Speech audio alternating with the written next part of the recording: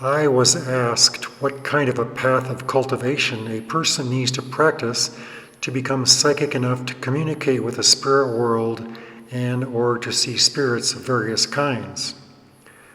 The goal is to energize your head enough so that it has a big aura around it. This kind of large aura around the head is depicted in many paintings of enlightened or top-level masters from all around the world. For example, Buddha, Jesus, Kuan Yin, and many more.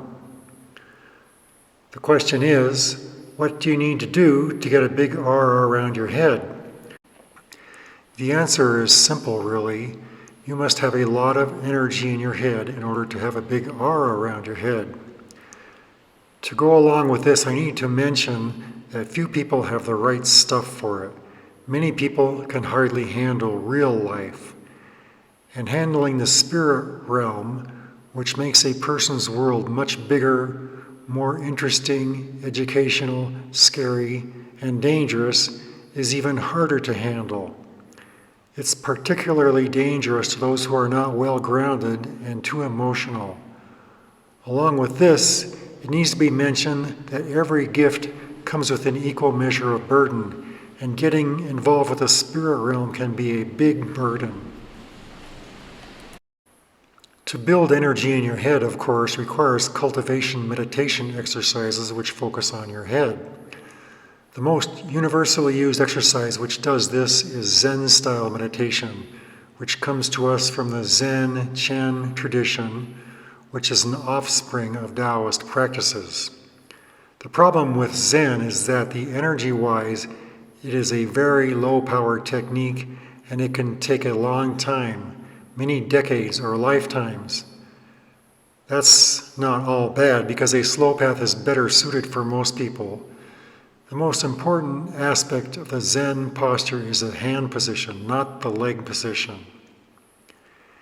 In Taoism and Hinduism, there are some fast paths, which are powerful systems that allow a practitioner to achieve their enlightenment or Kundalini experience in 5 years or less, sometimes much less, and to be able to see through the veil shortly after that.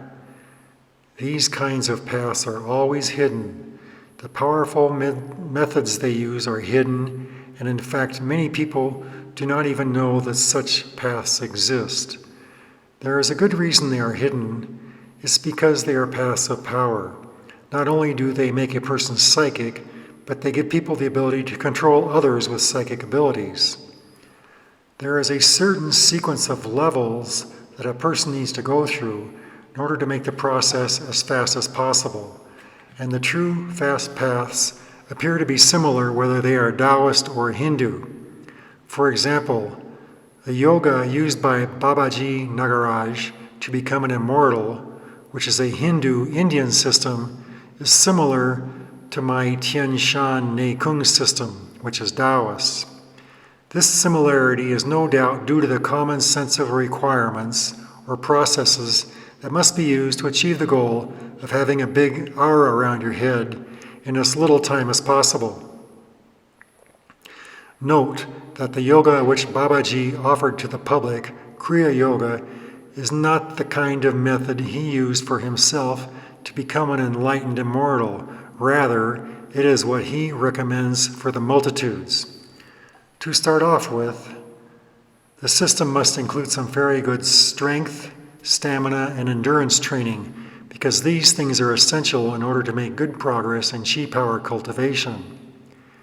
In Taoism, this strength, stamina, and endurance are called Jing, which is vitality. Good vitality is essential if a person wants to cultivate chi power.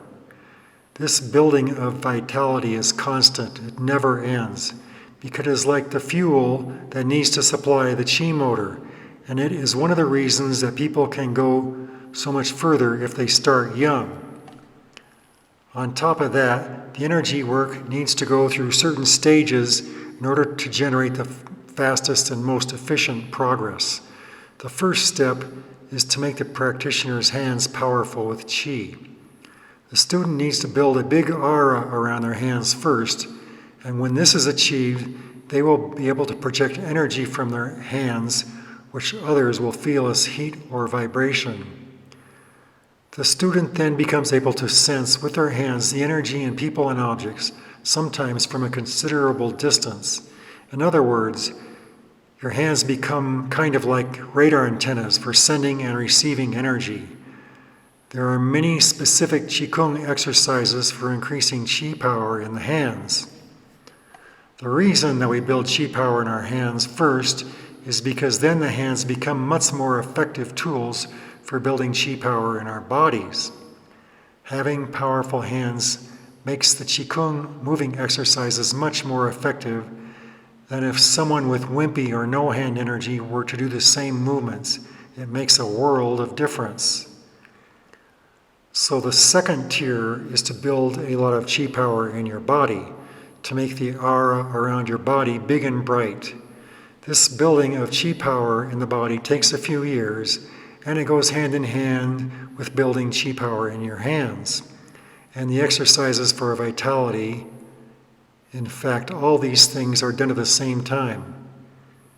Real Neikung includes strengthening, stretching, energy work, and moving meditation, all done simultaneously. If you don't do all these things simultaneously, then you are wasting your time, and wasting time is kind of dumb because there is so far to go. In addition to this, real Neikung uses high-power methods which are unknown to Qigong adepts. Some of these methods have both low and high-power versions, and while the low-power versions are known to some, they are never used in real Neikung. Only the high-power versions are used. This is for the sake of efficiency and to save time, of course. After you have a lot of energy in your body and a lot of power in your hands, in addition to being healthy and well-grounded, then you can send energy up to your head in order to create a large and bright aura around your head. Having a lot of Qi power in your body supplies the energy needed to send a lot of energy to your head. Having powerful hands sees to it that you are successful in sending the strong energy from your body to your head. People who have normal levels of energy in their body will have very little to send to their heads.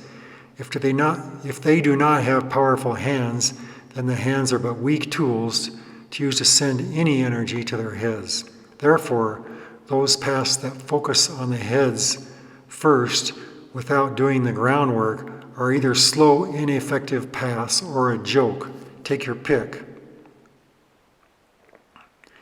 In addition to all this, an essential aspect of real Neikung systems, or spiritual yoga systems for that matter, is that the teacher, who obviously will be a highly enlightened and extremely powerful with Qi, in order to even know and teach this, radiates a lot of energy to the student while they are exercising together, which adds greatly to the student's energy and makes their progress a lot faster compared to someone who would be doing the identical movements without such a teacher.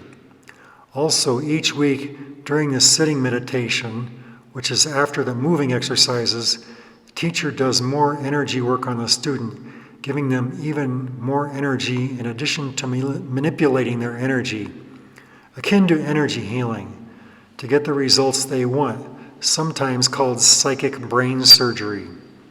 With these methods, it is possible to achieve enlightenment within 5 years or less of starting, sometimes much less. This is how the hidden but guaranteed fast and powerful spiritual paths work, and there are no exceptions. This is the type of system that you can use to create a big aura around your body and your head and become psychic enough to see past the veil into the spirit world. All of these methods add up to thousands of techniques. It is important to know all the different methods of energy work in order to get a good understanding of the underlying nature of energy itself and of all the ways there are to work with it. Knowing all the different ways there are to work with and build energy allows the adept to work on whichever aspects of cultivation they feel need the most attention at any particular time. This is how real Neikung works. Knowing these things is also a requirement for becoming a Qigong master.